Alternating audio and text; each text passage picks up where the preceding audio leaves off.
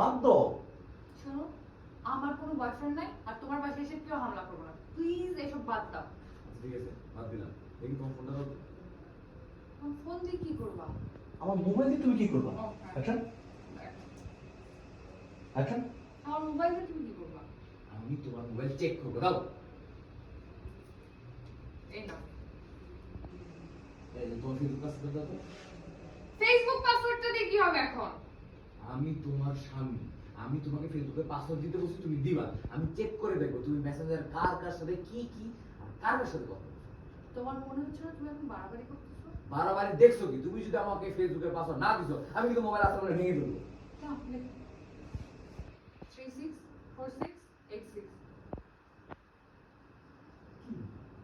তোমার আইডিটা কি নিয়ে কেন?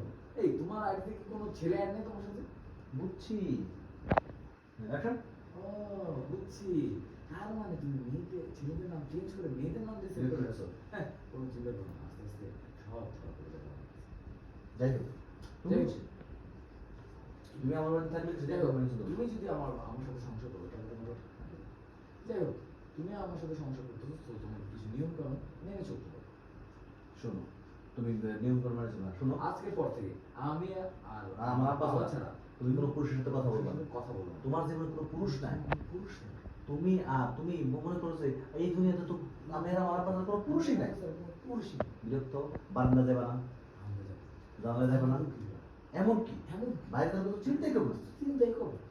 কি বলতেছো তুমি? তাহলে আমি কি করব? কি বলতেছো এগুলো? তাহলে আমি কি করব? কিছু করবো না, সারাদিন ঘরের ভিতরে বসে থাকবা।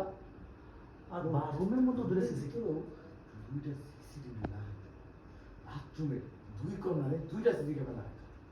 এই তুমি এটা কি বললো? বাথরুমের মধ্যে সিসি ক্যামেরা লাগাবা? মানে আমার আদৌ কোনো প্রাইভেসি থাকবে না।